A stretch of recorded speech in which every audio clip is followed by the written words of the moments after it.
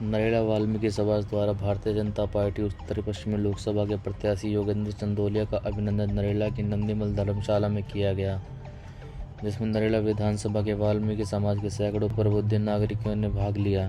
कार्यक्रम के आयोजक समाज सेवी अशोक अमरोही जी रहे।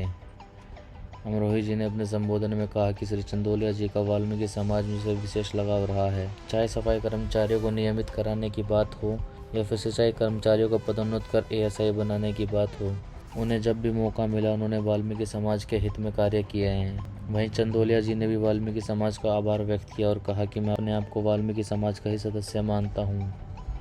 आज जिस तरह से नरेला वाल्मीकि समाज ने मुझे फूलों और नोटों की माला से मेरा स्वागत किया है, इसके लिए मैं हमेशा अपने वाल्मीकि समाज का ऋणी रहूंगा और वाल्मीकि समाज के आशीर्वाद और प्यार से यदि मैं सांसद बनता हूं तो वाल्मीकि समाज की समस्याओं को सदन में रखकर उन्हें उनका अधिकार अवश्य दिलाऊंगा। नरेला में मेट्रो की मांग बहुत लंबे समय से लंबित है। मेरा पहला काम नरेला भवाना में मेट्रो लाना होगा।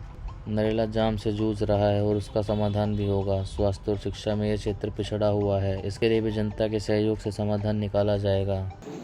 भारतीय जनता पार्टी ने, नरेंद्र मोदी जी ने मुझे आपके बीच में सेवा करने के लिए भेजा है। ये पार्टी ऐसी है जिसके अंदर हर आदमी की, मुझे लगता है, इच्छा भी होनी चाहिए। हम राजनीति में काम करते हैं तो चुनाव लड़ने की इच्छा भी होनी चाहिए। कुछ चीजें भाग्य पे छोड़ देते हैं। मैं जब दिल्ली नगर निगम स्टैंडिंग कमेटी का चेयरमैन था, 7,000 कर्मचारियों को पक्का जब किया गया था तो मेरा सौभाग्य है उस फाइल पर साइन मेरे थे। और उससे पहले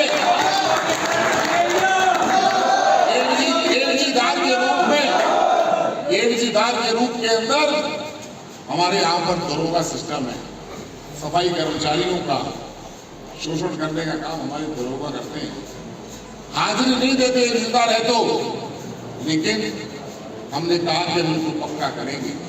मैं आपको इस बात इसलिए कहना चाहता हूं, हमने जो जिन कर्मचारियों को पक्का किया, कोई बता सकता है कि जब मैंने पक्का किया तो कौन से साल के कर्मचारी थे? कोई बता सकता है कोई मैंने कौन से ईयर के लोगों को पक्का किया था? मैंने पक्का किया था 94 से 96 तक के एडीजीदार। जो लोग 94 से 96 तक एडीजीदार थे और 2002 से 2007 तक कांग्रेस का शासन था, उस समय तब भी वो एडीजीदार थे।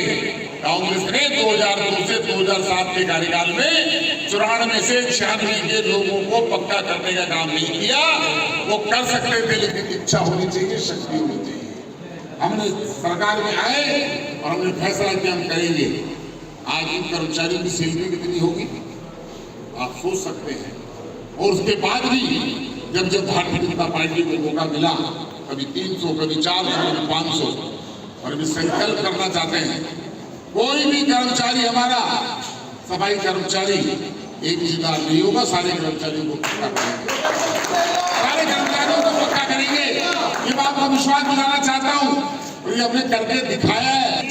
छठे वेतन आयोग का पुराना पैसा बट्टे खाते में था, 20% था। वो भी काउंसलर भी मजाक उड़ाते थे कि कहाँ से कब हो जाए, कहाँ वो पैसा कहाँ। चंदोलिया जी ने कहा था दिवाली से पहले दिलवाऊंगा। दिवाली से पहले सभी कॉर्पोरेशन क्या सभी जितने भी सब कोई होंगे तो उनको पता होगा। और ऐसा कोई मेयर नहीं है जो नरेला के अंदर एमसीडी ऑफिस में 3-3 बार मीटिंग की है इन्होंने। जब भी बुलाए, जब भी आए, जब ये महापौर थे उस टाइम। तो मैं आपको बताना चाहता हूँ, मैं आपके दुख दर्द को समझता हूँ।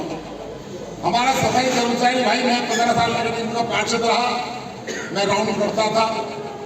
मैं गया सोमवार को राउंड करने, तो लोग कहते थे भाई साहब आप आज आए हो तो आज सफाई हुई है। मेरे मन में बड़ा गुस्सा आता है। हमारा सफाई कर्मचारी सुबह 7 बजे कितनी दूर से आने के बाद लोगों के उठने से पहले अपनी बीट को साफ कर देता है, और ये तो नहीं कह रही सफाई होती है, ये सफाई नहीं होती। मैंने कहा अब मैं आपके पास रविवार को आऊंगा। जब रविवार की छुट्टी होती है, जिस दिन दिल्ली में सफाई ना हो गलियों में, तो समझ लेना आज सरकारी छुट्टी होगी, इसलिए सफाई कर्मचारी वहां पर नहीं आया। मैंने अगर पक्ष लिया 15 साल में, तो मैंने मेरे सफाई कर्मचारी का पक्ष लिया है कि मेरा सफाई कर्मचारी बड़ी मेहनत से काम करता है। एक दिन सफाई ना हो, आज कई बार आप गुस्से में आके हड़ताल कर देते हो।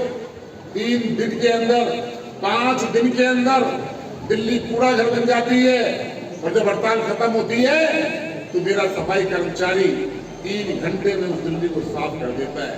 इतनी कैपेसिटी हमारे कर्मचारियों के अंदर है। हमारे कर्मचारियों की हम चिंता करते हैं। पंडित दीनदयाल उपाध्याय जी ने कहा था, समाज के सबसे अंतिम पंक्ति में खड़ा हुआ व्यक्ति जो गरीब है, मेहनत कश मजदूर है, जिस दिन वो हमारे बराबर खड़ा हो जाएगा उस दिन हिंदू राष्ट्र की बात करेंगे कि हम सब अपने पांव पर खड़े हो गए। आज नरेंद्र मोदी जी ने देश के अंदर एक क्रांति ला के रख दी है। अभी मैं बांद्रा डबास के अंदर था। धारा 370 के बारे में कोई बता सकता है कि कश्मीर की धारा 370 की क्या स्थिति थी? केवल सफाई कर्मचारी को धारा 370 के तहत सफाई कर्मचारी को वहां पर नौकरी में भागीदारी थी, वरना अगर कोई ग्रेजुएट भी है तो उसको नौकरी नहीं मिलती थी। 75 सालों तक पंडित जवाहरलाल नेहरू, शेख अब्दुल्ला, इन लोगों ने वहां पर शोषण किया। और मैं आपको बताना चाहता हूं, भारत के संविधान निर्माता डॉक्टर भीमराव अंबेडकर जी ने जिस समय धारा 370 लगाई जा रही थी उस समय विरोध किया था कि धारा 370 को हटा दो, ये गरीबों के ऊपर दमन करेगी। लेकिन कांग्रेस पार्टी ने कभी धारा 370 को नहीं हटाया। इसलिए आज कश्मीर के अंदर हमारा वाल्मीकि समाज का व्यक्ति भी केवल सफाई कर्मचारी तक सीमित रह जाता था। ग्रेजुएट होने के बाद आज जो अन्य स्थानों पर उसको नौकरी करने का मौका मिलेगा, यह काम किया है नरेंद्र मोदी जी ने। सबसे ज्यादा बेनिफिट वाल्मीकि समाज को है 370 हटने को। सबसे ज्यादा बेनिफिट जरा बताओ, वैसा बताओ एक बार जरा बताओ। श्रीनगर में, जम्मू कश्मीर में 370 हटने से वाल्मीकि समाज को फायदा हुआ है, लाभान्वित हुआ है। हमारी एक बेटिया जो सबसे ज्यादा पढ़ी लिखी थी, IAS वगैरह के लिए उसको नौकरी नहीं देगी। उसने कहा कि आप वाल्मीकि हो, आप केवल सफाई का काम ही कर सकती हो। 370 हटने के लिए आज उसकी स्थिति जाके देख लो। क्या हमारा काम केवल सफाई करना है क्या? क्या हमारे समाज के लोग, डॉक्टर अर्चना जी बैठी है, डॉक्टर है, असिस्टेंट प्रोफेसर की अभी नौकरी लग जाए, इतने समाज में पढ़े लिखे लोग भी हैं, गरीब लोग भी हैं, सबको समान मिलना चाहिए। मैं पीछे चित्र देख रहा हूँ, महर्षि वाल्मीकि का चित्र लिखा है। अयोध्या के राम मंदिर की बात करें, जब जब राम का नाम आएगा, राम के नाम आने से पहले महर्षि वाल्मीकि जी का नाम आएगा।